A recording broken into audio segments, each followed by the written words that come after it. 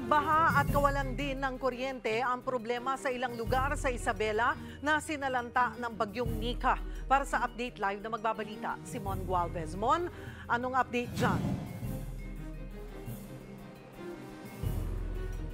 Cheryl, pangalawang araw na maaraw o mainit ang panahon dito sa malaking bahagi ng Isabela mula sa pananalasa ng bagyong Nika. Pero kahit na umaaliwalas na ang panahon, meron pa rin mga binabahang lugar na naabutan ng aming news team na nahirapan makatawid at na-stranded dito.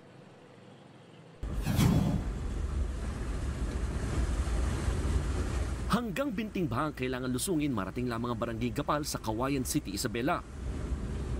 Dito na stranded ang maraming residente dahil lumubog sa bahang Buduan Bridge ng manalasang bagyong Nika. Kaya isolated ang 5 barangay sa bayan. Gutom ang kuwan namin, hirap yung dadanasin namin dito sa daan. Akala namin hindi lubog dito, umukit kami sa tulay na Nagilian. Ganito rin palang aabutan pa rin namin, lubog pa rin pa sir.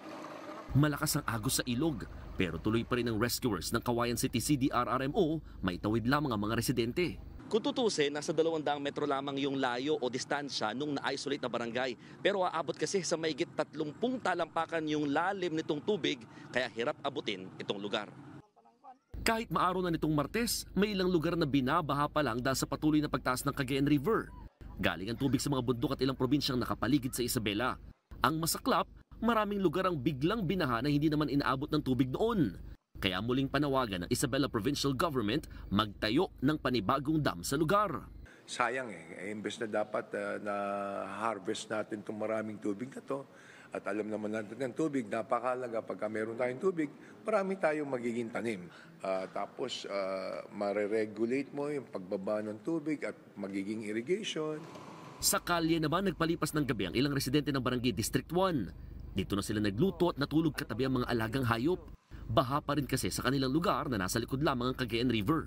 Dito po yung malapit sa bahay namin, kaka marami po kami alaga sir. At saka mahirap po dun sa evacuation kasi kawawa yung mga anak namin may mga sakit din minsan, halo-halo po dun. May ilang bahay naman na nasa mas mataas na lugar ang pinatuloy na kahit sa garahe ang mga lumikas na residente. Pinapatuloy ko na lang kasi pag umuulan talagang basang-basa lalo na yung mga bata. Siyempre kawawa talaga sila. Lalo na kung kasakit pa yung mga yan, doble pasanin ng mga magulang. Zero casualty pa rin sa Isabela dulot ng bagyong Nika. Kasunod ito ng mahigpit na pagpapatupad ng liquor ban o pagbabawal na magbenta at uminom ng alak sa probinsya. Marami talagang pasaway. Nakainom na sila, sila'y nakikigulo, hindi pumipila, imbes na magpapalikas na, ayaw na magpalikas, hanggang malubog na. Yun yung mga nagiging dahilan na kung bakit may casualty. Pinagkakaguluhan naman ang tindahan ng generator set na ito.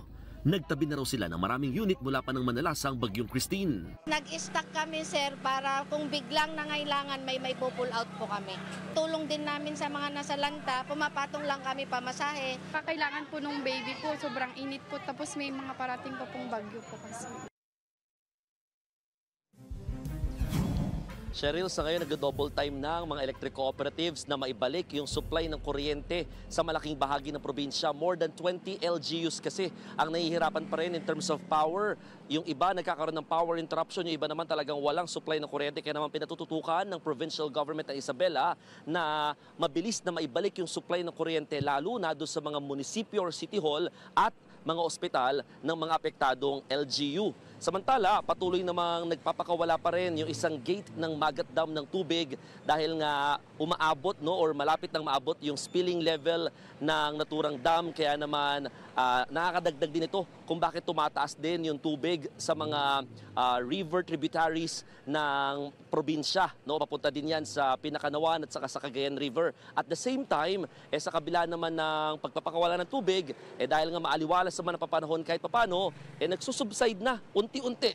This morning, yan yung naikot natin. Bumababa na rin kahit papano yung tubig na naiipon sa mga lugar na hindi naman binabaha noon, biglang tumaas yung tubig dulot nga ng bagyong Nika, hindi lamang dito sa Isabela, kundi yung mga nanggagaling na tubig mula sa mga bundok sa paligid at yung mga probinsya sa paligid nitong Isabela. Cheryl. Maraming salamat at mag-ingat kayo dyan, Mon Gualvez.